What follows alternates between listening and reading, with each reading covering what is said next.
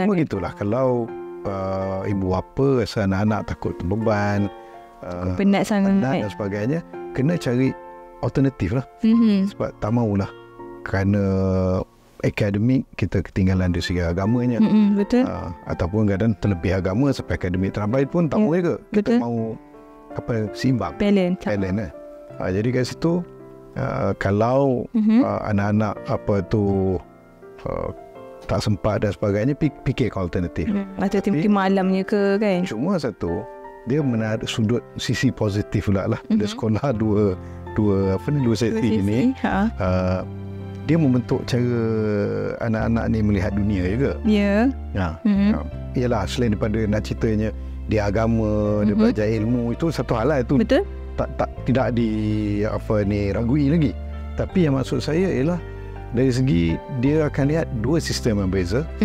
Dia lalui dua corak pembelajaran yang berbeza dan guru yang pendekatan yang berbeza. Ini sedikit sebanyak akan memberikan kesan kepada budak-budak tu untuk melihat, memahami kehidupan tu sendiri. Kan? Memahami kehidupan. Ada beza budak yang tak pergi sekolah agama dengan budak pergi sekolah agama petang. Saya tak mau lihat pada dia beragama tak beragama. Tapi mungkin dari segi cara dia menyikapi orang agak lain.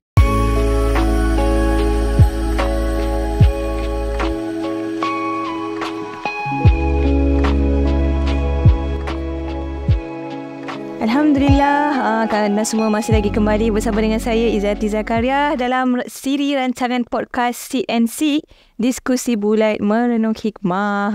Kita dah masuk tanggal 2 Ramadan. Semalam merupakan hari yang pertama kita berpuasa dan hari ini merupakan hari yang kedua. Macam mana anda semua, masih bertenaga ke ataupun hari dah mula lemah ke atau macam mana? Saya doakan anda semua dan kita semua masih tetap bertenaga untuk melakukan ibadah seharian. Baiklah, kita minggu lepas kita dah bincangkan tentang banyak isu. Kita bincangkan tentang 100 tahun kejatuhan Khilafah Uthmaniyah. Kita juga bincangkan tentang bagaimana pendidikan kerjaya, membincangkan tentang suasana kerjaya yang baik dan sebagainya. Dan hari ini kita ada, saya boleh katakan special interview bersama dengan seorang insan yang cukup hebat, yang pernah berjasa dan saya kira sampai sekarang berjasa kepada negara kita, iaitulah Dr. Mazli Malik, mantan Menteri Pendidikan yang sangat kita hormati, yang sangat kita segani. Apa khabar, Doktor? Baik, Alhamdulillah. Okay, macam mana Doktor bertenaga tak berpuasa hari ni? InsyaAllah. Hari ni agak-agak iftar nak berbuka kat mana? Di rumah saja ke ataupun ada boleh masjid? Belum rancang lagi. Itu dia. Kadang-kadang orang yang busy, orang yang sibuk ni kadang-kadang ad hoc je. Tiba je, okey jom berbuka. Kawan ajak berbuka lah di situ kan. Okay, baiklah. Hari ni kita nak bincangkan tentang apa? Kita nak bincangkan tentang parenting tips. Alang-alang kita dah bersama, dah duduk berdiskusi dengan orang hebat ni. Kita nak tanya tentang bagaimana kita kata interview in person lah, parenting tips daripada Dr. Mazli Malik sendiri. Seperti mana yang kita tahu, Dr. Mazli Malik tahun lepas kan, anak beliau telah pun dinobatkan sebagai penuntut Universiti Cemerlang di Universiti Georgetown, Cawangan, Qatar. Betul ke, Doktor? Ya. Saya ucapkan tahniah, Doktor. Mesti Doktor bangga sangat kan. Jadi hari ni kita nak tanyalah parenting tips. Macam mana seorang insan yang sibuk dengan kerjayanya, sibuk dengan orang kata nak bagi khidmat kepada negara, tapi melahirkan ataupun kita kata boleh juga didik anak sehingga berjaya. Jadi untuk soalan yang pertama, Doktor, mungkin Doktor boleh kongsikan sedikit background Doktor. Doktor mungkin dulu belajar kat mana dan mungkin sekarang berkhidmat di mana, Doktor? Silakan. Okey, terima kasih Zati. Assalamualaikum warahmatullahi wabarakatuh. Bismillahirrahmanirrahim. Saya berasal daripada Johor Bahru. Satu tempat namanya Skudai Kiri. Okey, Skudai Kiri. Yalah, sekolah kat Johor lah. Kemudian sekolah biasa, kemudian masuk sekolah agama, kemudian sambung belajar kat Jordan. Masya Allah. Takallam lughatul Arabiyah. Nah. Kemudian lepas habis tu balik sambil bekerja kat UIA, sambil sambung kat UM. Kemudian ada peluang dapat lanjut belajar dekat UK. Dan seterusnya menjadi pensyarah kat UIA lah sehingga 2018. Dan saya antara orang yang agak rugilah sebenarnya, sebab saya masuk UIA 2018 sebenarnya, Doktor.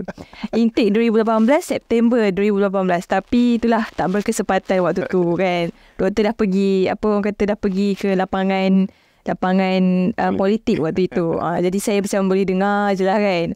Okay doktor, jadi terima kasih untuk pengenalannya. Kita tahu doktor seorang yang cukup hebat. Biasa orang yang berhebat ni dia banyak sangat bahasa yang dia belajar kan. Arab boleh, English boleh, mungkin bahasa Perancis kita tak tahu kan. Doktor mungkin boleh. Okay, baiklah. Untuk soalan yang bagi orang yang pertama ini doktor, dalam satu artikel waktu orang kata anak sulung doktor dinobatkan sebagai penuntut cemerlang universiti itu, doktor pernah cakap bahawa kita ni sebagai ibu bapa jangan pernah berkira dengan pendidikan anak-anak. Jadi menurut pendapat doktor sendiri, apa persediaan yang terbaik seorang ibu bapa ataupun ibu dan bapa perlu berikan kepada anak-anak? Sama ada mungkin dari sudut persediaan keuangan ataupun dari sudut mental mereka ke, ataupun dari sudut rohani, macam mana tu doktor? Okey, pertama sekali Zati ya. Yalah, semua yang Zati sebutkan tu betul lah. Dari segi mentor, spiritual, dari segi kita didikkan dengan agama. Tapi pada saya yang paling penting ialah kita sediakan perancangan kita untuk masa depan dia dari segi pendidikan. Okey. Contohnya, kena ada satu akaun khas untuk anak-anak ni yang kita masukkan setiap bulan untuk sambung belajar nanti. Betul. Saya teringat dulu masa sambung belajar kat Jordan, ada kawan-kawan daripada keluarga yang pelbagai semua, jual kerbau lah, jual lembu untuk diorang datang belajar kan. Jadi saya terfikir, mungkin itu cara orang kampung lah. Tapi bila kita dah duduk kat bandar dan dunia moden, ibu bapa kena ni lah. Pertama, kena sediakan akaun, kemudian belikan insurans pendidikan untuk anak-anak. Kadang-kadang sekarang ni mungkin dah tak pelik, tapi kalau dulu orang kita biasa dia kurang sikit benda-benda tu. Dia macam tak ada awareness, kurang awareness tu kan. Awareness. Maksudnya dia kumpul, beli emas, beli apa. Bila anak dapat belajar, jual emas, kan, jual tanah, jual apa. Tapi kita hidup di zaman yang berbeza. Ini hari banyak insurans pelbagai. Ya, di mana-mana ada ejen terkapul. Dan kemudian dari segi simpanan pun ada simpanan yang fixed deposit lah, pelbagai ni. Gunakan sebaik mungkin, itu untuk anak-anak. Itu yang pertama. Okey. Yang keduanya, kita kena tahu bahawa anak-anak ni dia seperti span, dia akan menyerap. Kadang-kadang ada ibu bapa yang berpendidikan. Jadi dia boleh lah mendidik anak-anak. Buat dalam dia punya persekitaran yang anak-anak boleh terdidik. Tapi ada ibu bapa yang mungkin dia sibuk bekerja. Betul. Ataupun di sini tidak kurang berpendidikan ataupun kurang masa dan sebagainya. Dia kena usahakan supaya anak-anak ni mendapat pendedahan yang lain yang lebih baik daripada dia. Jadi dekat sini pokok utamanya ialah pembacaan. Anak-anak kita kena pupuk daripada kecil, daripada dia dah boleh mula berjalan ke apa tu, cintakan buku. Cintakan buku. Dan itu yang bila interview, saya ingat lagi waktu tu saya di Qatar, tengah bawa anak jalan dekat anak bawa saya jalan dekat pasar di Qatar nak beli barang semua untuk persediaan malam dia nak dapat anugerah apa semua. Jadi saya rasa metro ke berita harian telefon lah. Jadi dia kata apa? Saya kata jangan lukit dalam pendidikan anak-anak. Kat rumah kurang-kurangnya koleksi bahan bacaan kena ada. Lepas tu saya teringat dalam satu buku Freakonomics.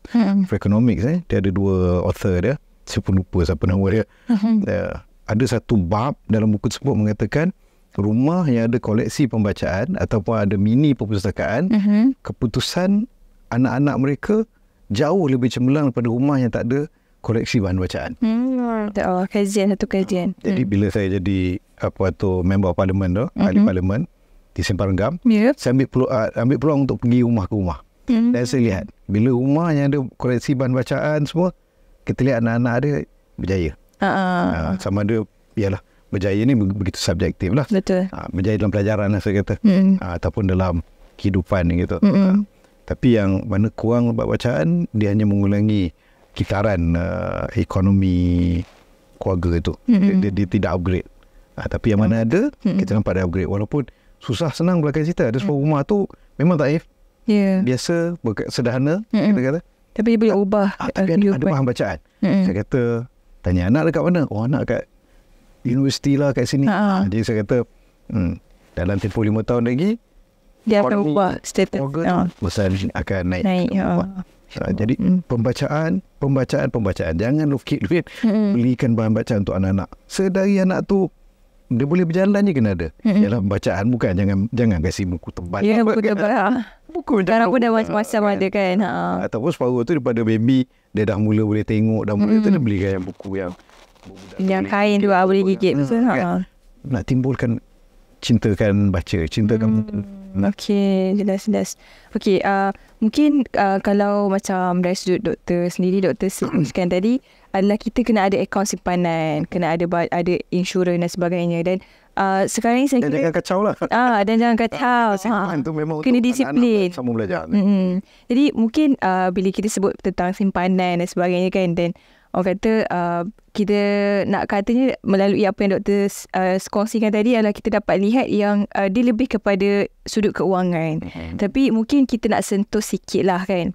Kalau mungkin doktor ada solusi yang mungkin lebih mudah ataupun macam mana, saya tak tahu. Berkenaan dengan macam mana ibu bapa yang macam mungkin doktor kata tadi, keluarga yang dhaif tadi, macam mana mereka nak mereka dalam masa yang sama mereka juga dengan orang kata ada krisis ekonomi family, tak mampu nak spend banyak, dan lagi untuk insurans takaful. Hatta sekarang pun kita tengok orang macam alamak tak ada duit sepanjang lah nak buat, nak sarum setiap bulan tu macam susah. Jadi mungkin doktor ada macam tips yang lain ke ataupun macam mana tu doktor? Okey, pertama bila kita simpan ni, kita jangan terbayangkan simpan beribu-ribu kan. Kalau kita boleh istiqamah sebulan RM10 pun, satu step yang bagus. Betul. Kadang kita boleh beli casing yang elok-elok, handphone yang mahal. Kita boleh beli, kalau kereta tu walaupun kita pakai Myvi je, tapi tukar sport rim apa, kita ubah kan. Sebelum nak beli apa-apa, sebelum nak beli ni, pastikan kita carumkan encik anak-anak. Okay, jelas. Kat situ kan macam bila doktor sebutkan tadi pun, bila doktor pergi turun padang dari rumah ke rumah, bila kita tengok doktor kata ada satu rumah tu yang rumah yang cukup dhaif, tapi ada juga perpustakaan, maksudnya kat situ dah terbukti living proof yang sebenarnya kalaupun kita hidup dalam yang keadaan yang susah, tapi kita buat sedaya yang kita mampu, simpan RM10 pun tak apa. Janji orang kata istiqamah dan disiplin. Jangan pula orang kata, biasanya macam mak ayah kan, ni dah ada Ramadan, lepas tu nanti nak raya pula, biasanya mak ayah ni akan dapat duit daripada saudara mara bagi kat mak ayah dia kan. Kalau doktor akan macam mana bila doktor dapat duit daripada macam saudara mara bagi kat anak? Okey, dia duit anak, doktor asingkan ke atau macam mana? Masukkan dalam tabung pendidikan. Betul. Itu juga satu benda yang tu lah orang kata inilah waktunya untuk kita simpan kalau kata tak ada masa. Ataupun ajarkan mereka dia kena dapat duit beli buku. Macam tu. Okey, menarik doktor. Saya macam tertarik tau sebenarnya kalau nak tanya berkenaan dengan macam mana doktor meluangkan masa, orang kata ajar anak membaca kan dan sebagainya. Tapi kita rasa kita akan sambung dulu session kita ni. Banyak lagi soalan yang kita nak tanya, dan lagi berkenaan dengan mendidik anak nak puasa juga. Kita dah baru masuk 2 Ramadan ni. Mungkin ada ibu bapa yang tertanya-tanya juga macam mana lah nak didik anak dia yang baru 5 tahun, 6 tahun. Macam mana nak bagi dia orang berpuasa. Jadi kepada anda semua yang tertanya-tanya, nak teruskan dengan special interview kita bersama dengan Dr. Mazli Malik, teruskan menonton kita di CNC kembali selepas ini.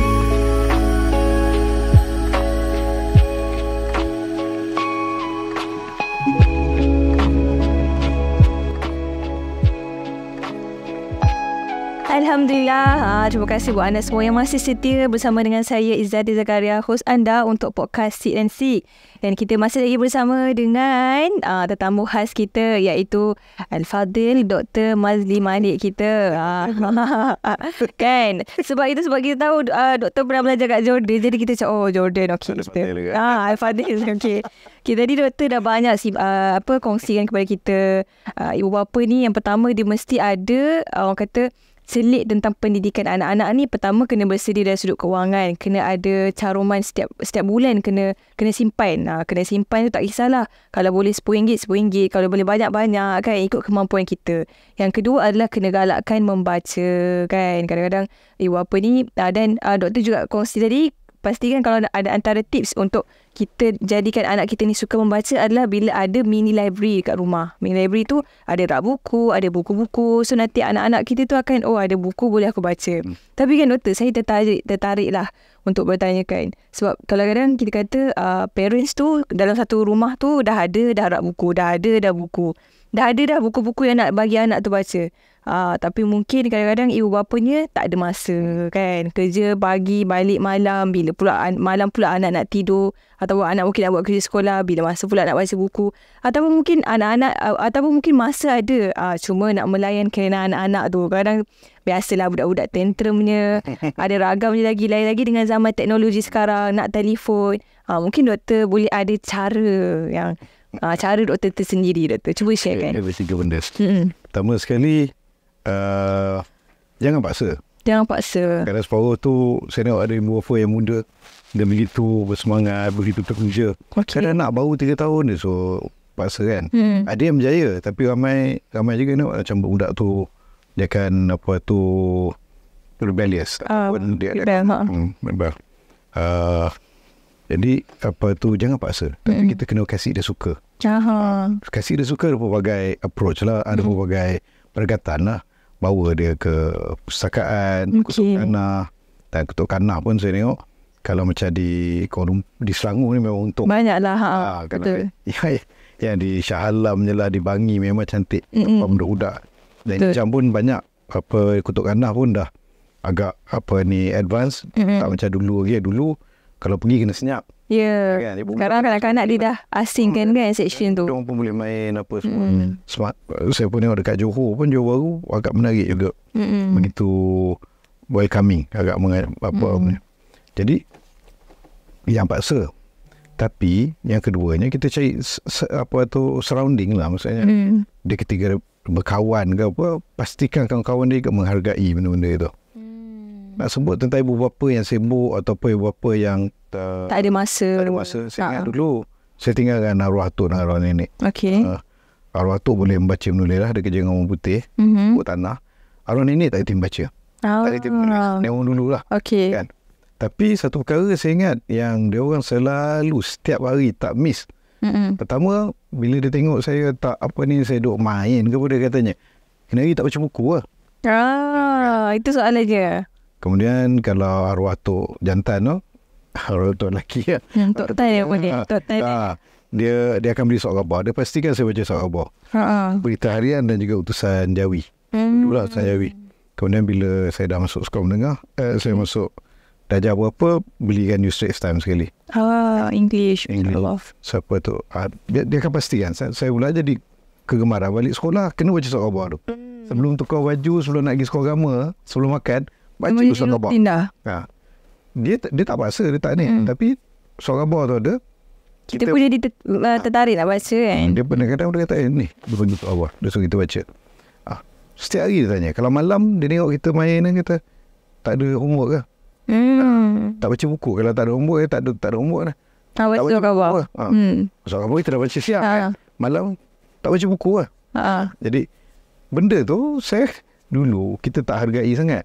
Tapi bila kita dah tua kata, macam itu. Itu yang kita cuba terapkan anak-anak. Pemulaannya. Kita cuba terapkan pada anak-anak. Anak-anak kita tak baca buku lah. Dan kita dah ada mini library juga. Kita cuba jadikan benda tu menarik. Cuma masalah kita dekat Malaysia ni, bukan masalah lah, cabaran kita ialah penerbitan buku kanak-kanak tidak semeriah di negara-negara membangun. Dan kadang kalau kita buku kanak-kanak pun ada, bukan tak ada. Tapi dia tidak meraihkan tahap-tahap budak-budak tu. Tahap-tahap yang berbeza kanak-kanak tu lah. Dan kadang ada separuh tu menarik, tetapi capaiannya tak banyak. Kan? Jadi saya galakkan sangat lah bagi para penerbit, para penulis semua, banyakkan lagi penerbitan buku kanak-kanak. Saya sempat pergi ke Perpustakaan Johor. Mereka sendiri nak terbitkan sendiri. Atas inisiatif mereka. Perpustakaan. Untuk terbit, dia kata, dan pastikan anak-anak kita yang ada bahan. Kadang bahan tak semestinya berat. Kan? Tapi yang penting dia punya tu menarik dan budak boleh dapat digest kan. Dan yang ketiga, bila dalam bacaan ni apa tujuan kita membaca? Untuk menambahkan ilmu, menambahkan surat itu dah advance lah. Paling penting kita nak tahu. Jadi suasana kita panggil inquisitive learning ataupun inquisitive mindset. Itu perlu ada. Maksudnya bila kita dengan anak-anak ingin tahu tu kan. Bila kita dengan anak, ibu bapa selalu tanyakan. Sebenarnya ada kecil lagi, kenapa macam ni? Kenapa? Biasa budak tanya kita kan. Betul. Tapi kita didik lah. Kalau dia kata tak tahu semua, suruh dia cari. Kalau tak ada buku pun, kan dia main handphone, suruh dia kat handphone. I see. Menarik. Lepas tu ni jam lah lagi banyak. Macam YouTube lah apa. Tapi masalah sekarang yang agak mengganggu sekarang TikTok lah. TikTok dia agak membunuh apa tu kanak-kanak punya kreativiti. Saya lihat bagaimana dulu ketika anak-anak banyak tengok YouTube. Betul. Kan dia banyak apa tu swipe untuk tengok YouTube.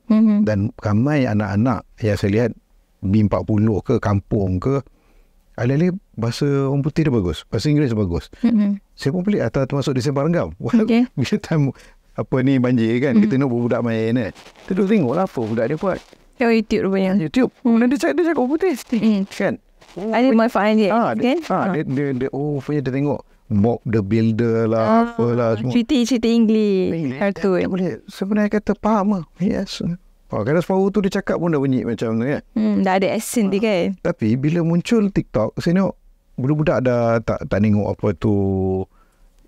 Yang macam edutainment lah. Mungkin cabaran kita tak boleh nak halang tengok TikTok. Tapi kena perbanyakkan bahan-bahan dekat TikTok yang apa ni educating, yang mendidik ataupun yang melayan apa inquisitive apa tu mindset. Dan di sekolah pun saya kira guru-guru pun kita kadang nak kata sistem sekolah lah, kurikulum. Okey, tak apalah, sistem kurikulum tu satu hal tu nak ubah besar sangat. Tapi di peringkat sekolah mungkin cikgu kena sentiasa titipkan kat pemikiran anak-anak murid ni inquisitive apa tu mindset. Apa sebelum balik pastikan letak dalam kepala mereka apa persoalan yang mereka kena cari jawapan. Esok je cikgu tanya balik jawapan. Itu mak ayah. Mak ayah pun kena macam tu. Dan yalah media pun kita perlu mainkan peranan lah. Waktu dulu saya ingat saya ada buat beberapa idea yang agak ada controversial dan sebagainya. Antaranya saya pergi berjumpa sendiri dengan siapa tu fast food. Yalah sekarang orang dah boycott. Macam McD, macam KFC, macam Mary Brown tu, saya kata buatkan sudut bacaan dan juga poster-poster yang membentuk education dan inquisitive. Timbulkan persoalan. Dan sampai saya jumpa syarikat minyak. Kan dia ada apa ni? Macam video semua kan. Saya kata lupa ya benda education lah, tak banyak mana daripada kau punya iklan dalam sejam tu letak 3 minit. Yang penting kita nak tanamkan kepala anak-anak kepala why, kenapa semua tu kan. Itu kan. Kenapa, bagaimana benda ni kan. Dan budak-budak percayalah mereka ni lagi tinggi dia punya curiosity dia kan. Dan dia akan mencari. Itu yang datangnya pembacaan semua. Dan pembacaan kadang orang kata kena isi pembacaan berkualiti lah. Persoalan kita kembali membaca untuk apa? Untuk tahu. At least untuk budak-budak untuk tahu kan. Untuk kita orang tua pun kita tak tahu. Betul. Seramnya lah membaca untuk apa, untuk tahu. Okay, Masya Allah. Itu dia kan 3 tips. 3 tips bila saya bertanyakan macam mana kalau parentsnya tak ada masa, mana kalau anak-anak kita yang tantrum nak layan kerenahan anak-anak pula. Dan doktor bagi 3 tips yang saya kira cukup menarik. Antaranya adalah tak ada paksaan. Betul lah, kita kalau buat pun, kalau benda bila kena paksa pun kita tak suka. Kadang-kadang ada orang yang dia kena paksa, dalam tempoh dia kena paksaan tu mungkin ada satu masa dia rebel dan dia terus tinggalkan apa yang dia dah biasa buat. Betul? Boleh? Boleh. Kebelakangan ni orang kata tentang budaya STEM. Science, Technology, Engineering, Mathematics. STEM lah kan. Dan masa saya nak buat stream, tambahkan reading dengan arts. Ada 2 perkara saya nak sebutkan. Sains sebenarnya, uji kaji sains ataupun documentary sains dan sebagainya, dia akan banyak membantu inquisitive mindset kalangan anak-anak dan membantu anak-anak hatta untuk kurangkan tantrum. Sehari kalau kita lihat lebih kepada kalau benda-benda sains ni orang harapkan kat sekolah saja. Betul. Tapi kalau untuk ibu bapa yang ada duit sikit kan, ialah kalau kita boleh beli aksesori kita yang agak berlebihan, baju ke apa semua yang mahal, potong sikit untuk belikan kepada anak-anak bahan-bahan yang ensiklopedia itu baca, tak bahan-bahan macam saintifik. Kan hari boleh kita cari dia kedai yang dia buat eksperimen. Kalau dulu kalau mungkin saya Zati yang buat kereta pasang-pasang Toyota kan. Betul. Tapi ni jam lagi banyak. Dulu kalau zaman saya tahun 70-80-an, sebab saya duduk kat JB, dekat dengan Singapura, kita terpaksa pergi Singapura nak beli barang-barang, tapi mahal. Betul. Untuk orang yang tu jam saya tak tahu lah B40 ke B60 gitu. Sebab orang ramai orang susah tu jam. Kan? Jadi kita nak beli tu kan tak ada duit.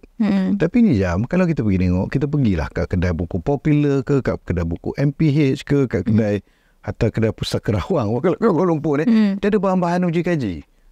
Yang memang budak boleh buat sendiri benda tu kan.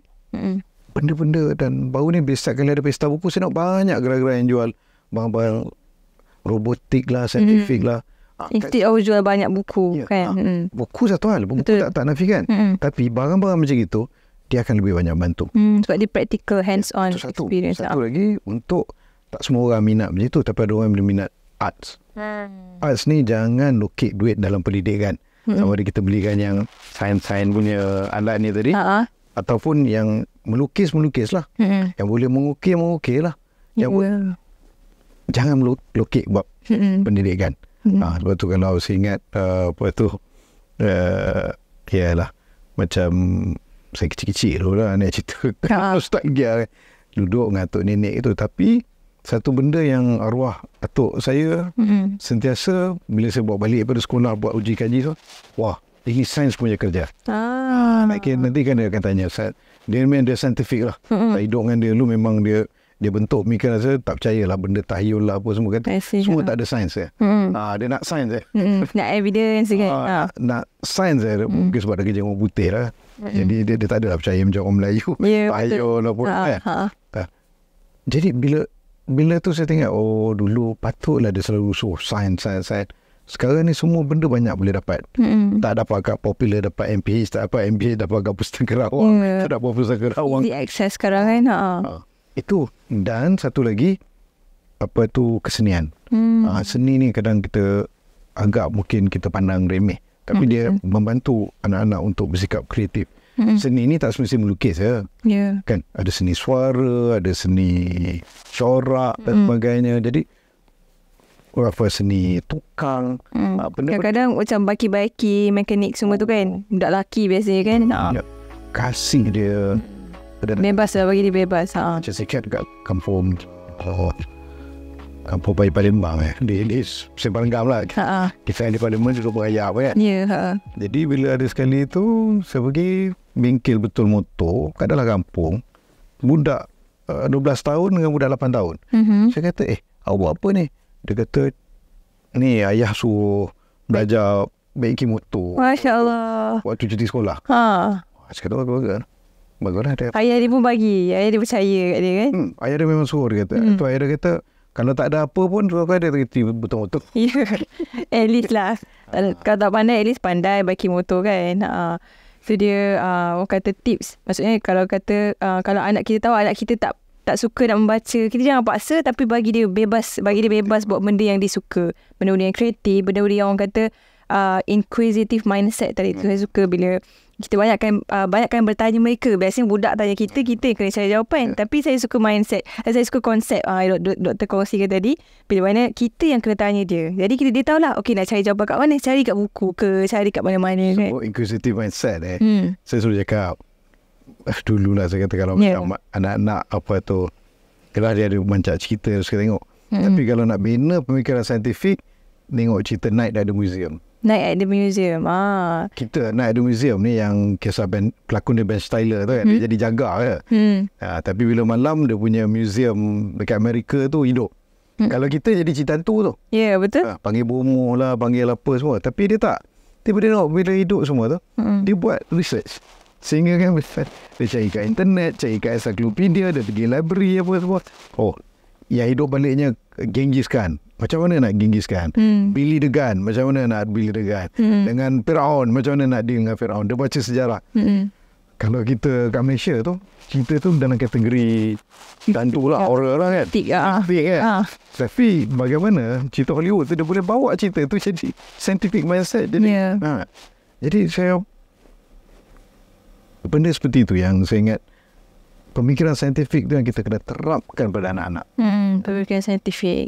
Okey, itu dia banyak sangat yang doktor kongsikan tadi. Saya pun terinspirasi, rasa macam nanti kalau kita ada anak. Okay. Jadi insyaAllah nanti kita akan banyak lagi yang kita nak tanya dengan doktor. Dan anda semua jangan ke mana-mana. Untuk ibu bapa yang mungkin yang setengah tak sabar nak dengar apa lagi tips daripada doktor, jadi jangan ke mana-mana. Kita akan kembali selepas ini.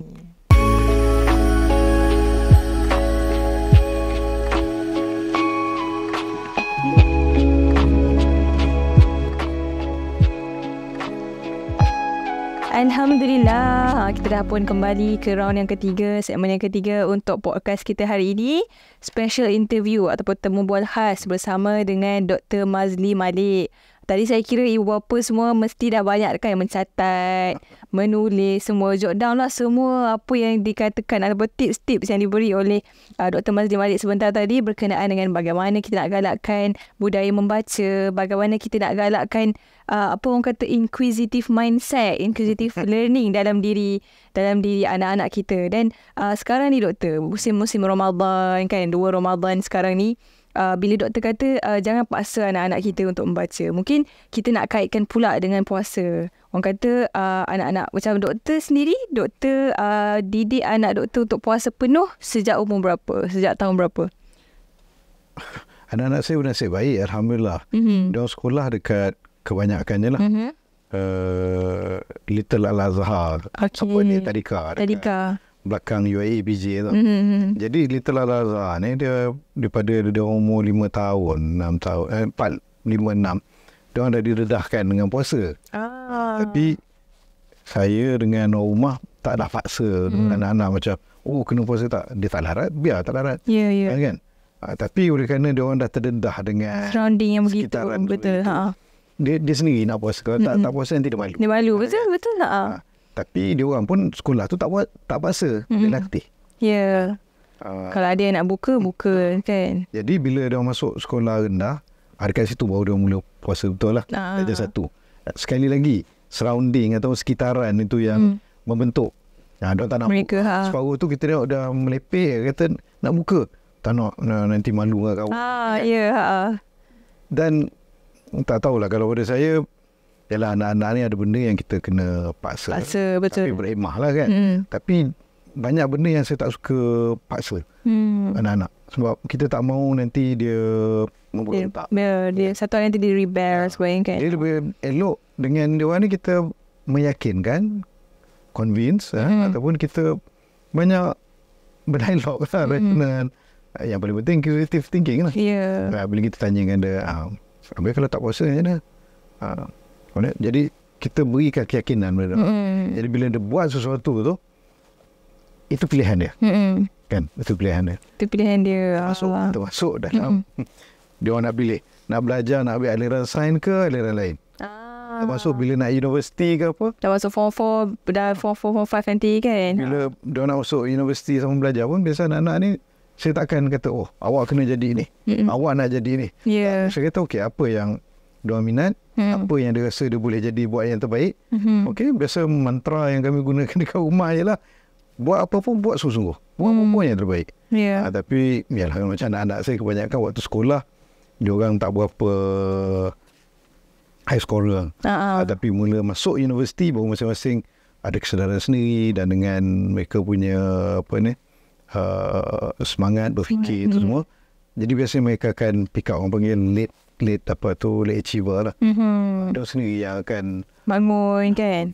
Akan macam mungkin kan sistem kan, bila dia pergi universiti ni, sistem penilaiannya berbeza-beza. Betul, kat sekolah lain kita kan duduk last pun relax je. Bila kat universiti ada assignment, ada kena buat projek, kena buat itu. Jadi itu yang menyebabkan ramai yang lebih cemerlang. Ni anak saya lah, saya tak tahu anak orang lain. Waktu mereka berada di kampus berbanding waktu di sekolah. Di sekolah pula lagi teruk kadang. Saya ingat lagi kita bawa balik pada UK, anak-anak ni dah lah bergelut untuk bahasa Melayu. Kemudian nak faham suasana semua itu. Terpaksa lah pergi ke kelas corot lah. Oh, kiranya doktor bawa dia orang pergi UK dulu. Bila balik adanya masuk sekolah menengah, ada fasa transisi nak adapt tu kan. Sampai kan banyak yang apa tu. Tapi alhamdulillah ada sekolah dekat sekolah Alamin. Cikgu-cikgu Banyak bantu. Banyak bantu semua. Tapi itulah di sekolah biasa mereka kurang dengan sistem yang ada tu. Tidak jadi cemerlang seperti yang mereka dapat kat universiti. Tapi yang paling penting inquisitive thinking itu di kalangan mereka. Thinking, dan apa-apa dia nak buat keputusan, apa-apa dia nak buat pilihan pun, kita pastikan dia well versed, well researched, dan juga dia buat tu bukan kerana terpaksa atau ikut. Dia ada dia punya sebab, dia ada dia punya hujah, dan ada dia punya, kita panggilkan, kesedaran dah. Okey, itu dia kan. Maksudnya nak kata 3 tips yang doktor kongsi tadi, tak ada paksaan kepada anak-anak kita, surrounding yang betul, dan juga ada kita galakkan inquisitive mindset kepada anak-anak kita tu, sangat boleh sangat applicable untuk sama ada nak budaya membaca ke ataupun nak berpuasa ke kan. Macam doktor kata tadi, doktor tak paksa anak-anaknya untuk berpuasa, tapi sebabkan surrounding tu, duduk kat sekolah mungkin tadika kan, kawan-kawan, tapi benda tu betul sebenarnya doktor. Satu, saya kena cakap juga kat ibu bapa. Satu perkara yang saya rasa lah bila tengok mungkin ibu bapa muda-muda dah kurang kot, tapi ibu bapa lama-lama jangan marah anak-anak depan orang ramai. Dia punya keyakinan diri, confidence. Yang kedua, untuk ibu-ibu lah, biasa bapa kurang sikit, jangan terlalu nagging lah. Popet-popet, jerit tu kadang menengking. Dan satu lagi, perkataan-perkataan, kadang suka keluar perkataan yang negatif kan. Itu akan membunuh anak-anak punya self-esteem. Jadi janganlah kata, kau ni bodoh, kau ni bangang, malas. Jangan. Perkataan negatif tu dia kita punya badan ni dia tak ada beza perkataan yang baik dengan yang tak baik. Dia akan serap je kan. Dan boleh jadi satu doa juga sebenarnya. Lagi-lagi bila ibu yang keluar. Ya, betul. Jadi pastikan bila kita dengan anak-anak ni, ialah bukanlah nak semuanya positif, ada benda yang dia buat silap kita kena tegur. Tetapi latih dia untuk berfikir, dan latih dia untuk macam bila kita tegur tu, dia tak akan defensif. Kita nak bila kita tegur itu, dalam keadaan kita buat dia berfikir, akhirnya dia akan sedari, okey, ini salah aku. Jadi, ialah menegur itu pun perlu berhikmah juga. Berhikmah, dan lebih pugarkan cara mereka melihat sesuatu. Fikir. Baik kata, macam orang kata sekarang kan, kalau anak tu buat salah, kita tanya dia, kalau buat macam ni salah ke kan. Kalau tak betul macam ni, nak buat macam mana? Betul. Selalu teringat kadang anak dah besar, kadang bila dia buat tu ikut geram, memang geram. Tapi kalau aku marah, masalahnya adakah aku marah tu nak betulkan dia ataupun nak lepaskan geram? Kadang banyak kita nak lepaskan geram kita, nafsu kita, amarah kita. Dan budak tu tak terima mesej kita, mana dia akan block. Jadi lebih baik kalau kita kalau tengah marah, tengah tu kita diam dulu. Diam dulu, cool down, kemudian kita tanya kat dia, first kali kenapa buat macam tu? Betul ke dia buat macam tu? Kalau tak betul, yang betul macam mana? Kan? Cuma itulah, kita ibu bapa ni kena sabar, kena doktor nafsu. Bahasa Arab kan, bahasa kena kawal diri kita. Apa pun kita nak cakap, kita nak bertindak, kita fikir lah. Jangan dah buat, dah bertindak, baru nak fikir, menyesal aku marah anak aku tadi kan. Ya Allah. Saya pun bukanlah perfect sangat. Ada waktu yang kita belajar pada kesilapan juga lah. Betul. Kadang dia punya nyesal tu sampai dah tua pun kita nyesal. Kadang-kadang kita mungkin terfikir balik kan. Mungkin Dr. Mazli, anak dah besar, mungkin aku pernah buat macam ni kat anak aku. Mungkin ini sebabnya anak aku mungkin kan. Dan itu orang kata friendly reminder ataupun peringatan yang saya kira cukup penting lah untuk ibu-ibu, untuk bapa-bapa di luar sana. Tapi khusus untuk ibu bapa, ibu sebenarnya. Saya biasa ibu yang dia emosi yang terlebih kan. Jangan tengking anak depan orang ramai lah, malu, kesian budak. Depan orang ramai, betul. Dan kadang-kadang kita tengok kesian kat anak kita yang kena marah kat depan orang ramai tu. Dia pun walaupun dia kecil, tapi dia rasa orang kata malu tu ada lah kat dalam diri dia. Okay, itu dia orang kata pesanan ringkas atau pesanan kasih sayang Dr. Mazli Malik. Maksudnya Dr. Mazli Malik sangat berpengalaman lah kan. Anak-anaknya pun dah besar semuanya kan. Adalah pengalaman banyak mana sangat. Ya, betul. Tapi nak katanya mungkin pengalaman daripada orang-orang yang doktor dah pernah jumpa juga sebenarnya kan. Ibu bapa ingat, jangan tengking anak-anak. Peringatan juga untuk saya dan juga kepada mereka bakal-bakal ibu dan bapa kat luar sana kan. Jadi berbalik kepada perbicaraan kita tadi doktor, 3 perkara yang doktor tegaskan tadi, maksudnya kita tak ada paksaan, kena ada surrounding yang baik, dan juga kita kena selalu encourage inquisitive mindset kepada anak-anak kita.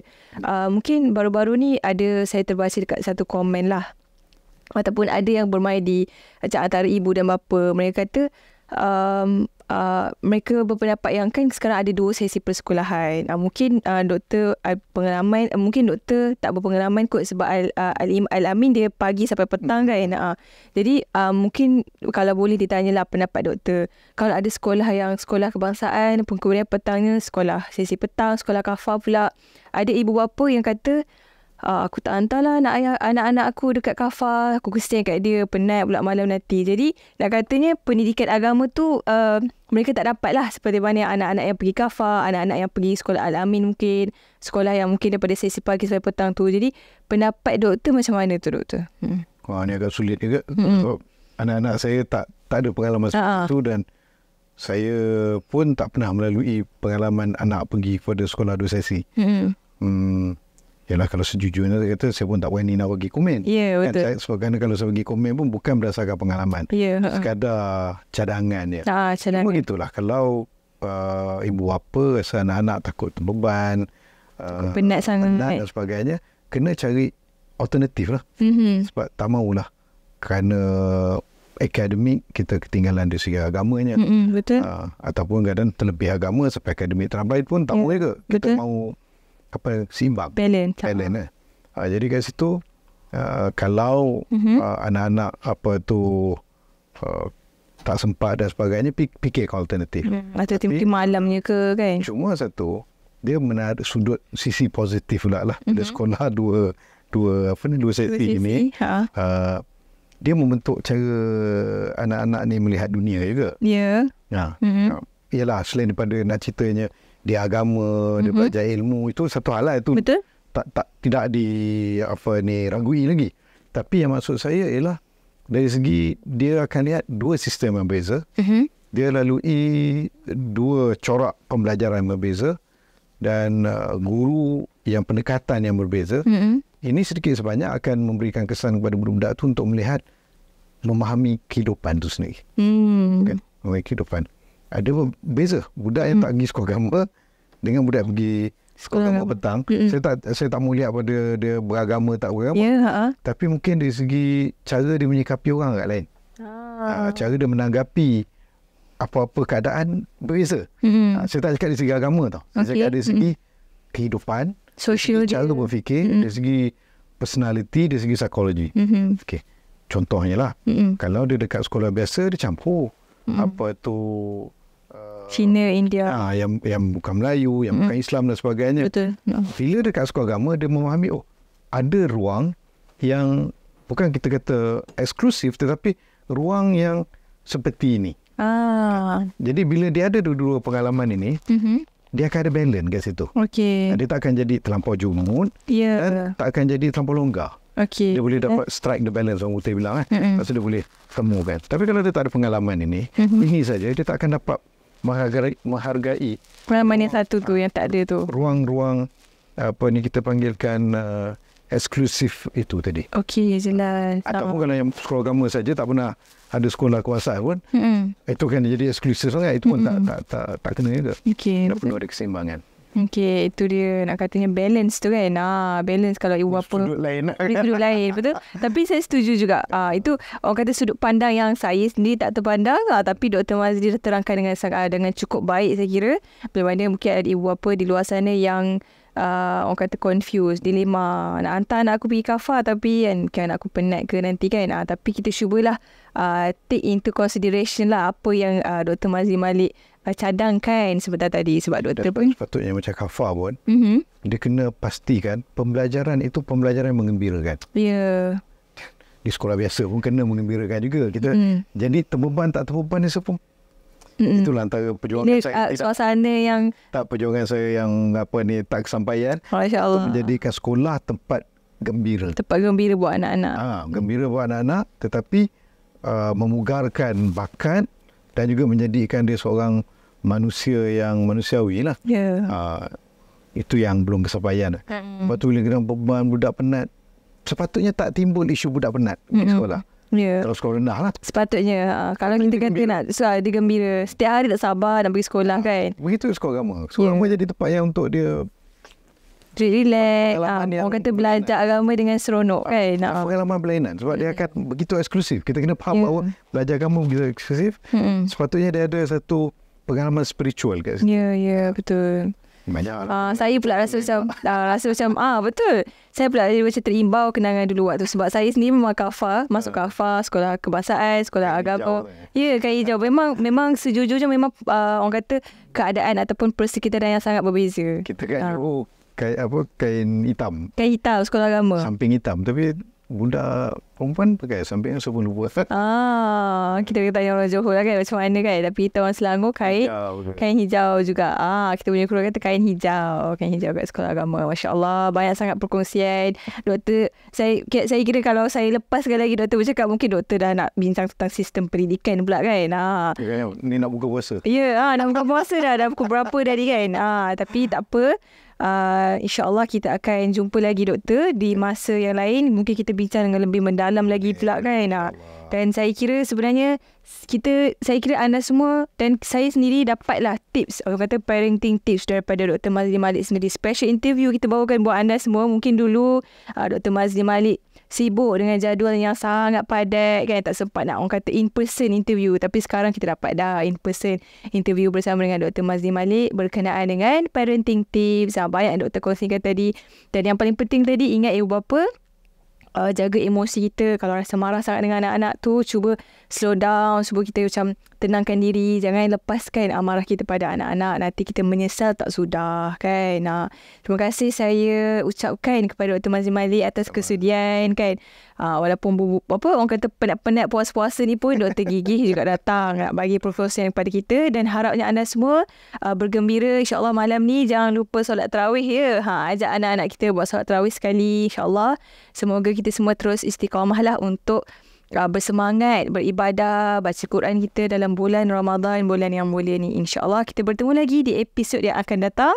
Jangan ke mana-mana. Kita siar setiap hari Rabu jam 1 tengah hari. Kita akan bersiaran seperti biasa di Facebook page, di YouTube dan juga di Spotify. Kepada anda semua yang belum ikuti kami, sila ikuti kami di seluruh digital platform yang kita ada. IKIM FM, inspirasi utama anda, dan podcast Sit and Seek, diskusi bulat merenung hikmah. Jumpa lagi. Bye. Assalamualaikum. Selamat berbuka. Kita doktor.